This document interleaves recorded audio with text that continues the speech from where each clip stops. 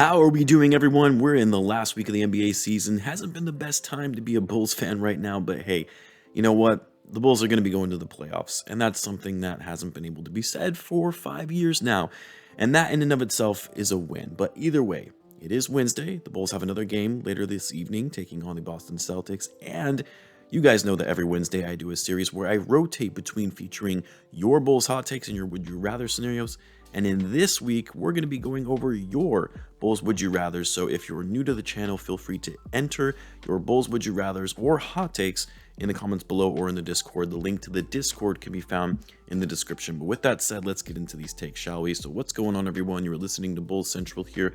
Hope you're all doing well. So our first one comes to us from Fen Mud ZK Puzz. I don't even know what that is, but I don't want to butcher it. But they ask, would you rather get rid of Billy Donovan and replace him with a coach that can capitalize on our big three, or would you rather keep Billy and break out the big three and rely on player development for younger players, replace one or two or all three of the big three with someone that fits Billy's system, whatever system he has going on? I think that last part is telling, right? Is whatever system Billy Donovan is running, because do we even know what kind of system he is actually running? We thought that he likes to push the pace and run high tempo style offense with a lot of ball and player movement. And that was all there at the beginning of the season. And now we've gone to this ISO heavy system.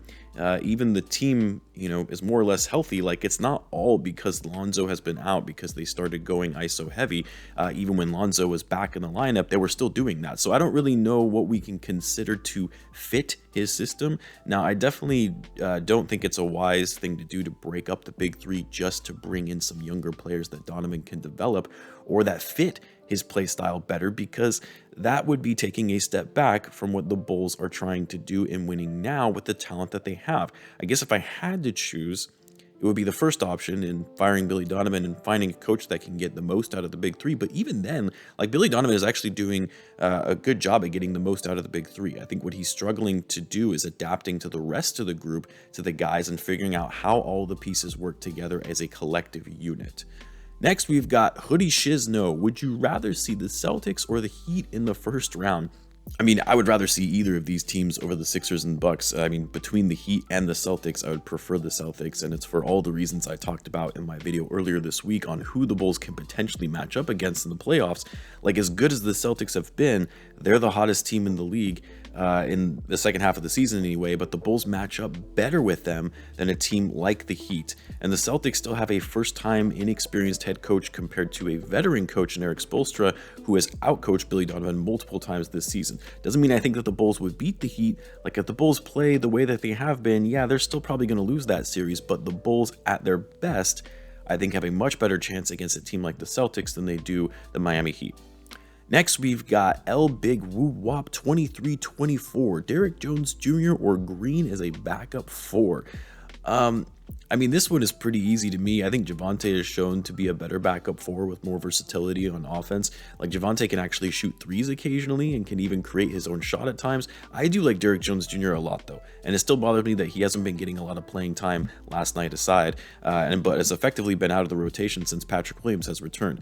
To be honest, I think the Bulls could use his defense on the wing and that energy, as well as the athleticism that he brings, to get put-back dunks and drives in the paint over someone like Coby White, who is really struggling right now.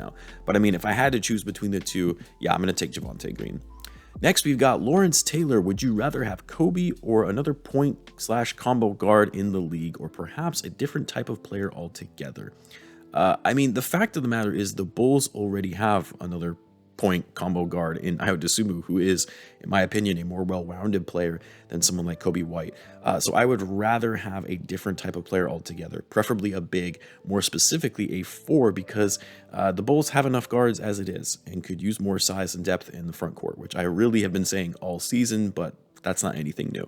Next, we've got JPTV. Would you rather have the Bulls run it back next year with small changes, or go big and get another big name?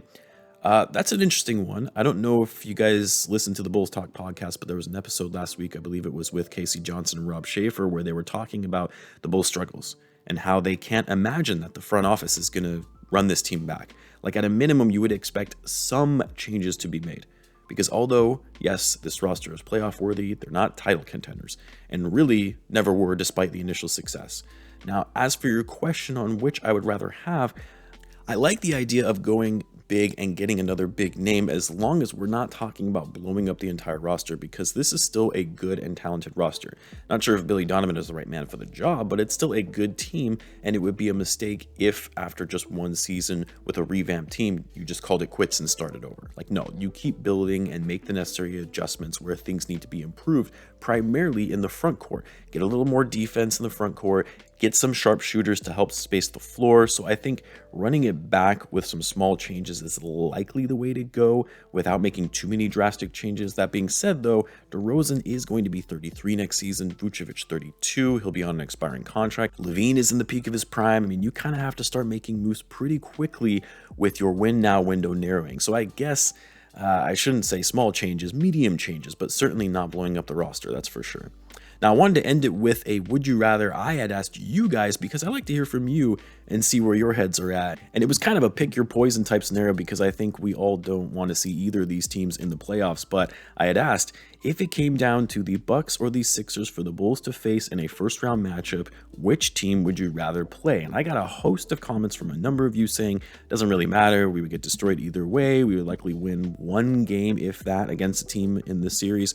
But I was curious because it might be legitimately coming down to the Bulls playing either the Bucks or the Sixers based on how the standings are shaking out. And for me, I go back and forth a lot on which team I'd rather see the Bulls play, because I agree with you guys, the Bulls aren't going to be beating either of these teams in a 7-game series. But which one would the Bulls at least make it more competitive? And I have to say, I was a little surprised by the results. The majority of you, 69%, said that you would rather play the Sixers. You know, I thought this would be a much closer to a 50-50 split or even favor of the Bucks, because for me, if I had to choose, I actually would rather go up against the Bucks, because the Bulls have at least looked somewhat competitive, more competitive against them in the regular season. Maybe not so much last time they played, and of course last night wasn't that great of a game either, but the first game in Milwaukee, when the Bulls were shorthanded, they had the game going to the wire. The next game in Chicago, that was another close game, and really the Bulls just crumbled in the fourth quarter in that one. But for the Sixers, I mean, the Sixers have really just tormented the Bulls all season,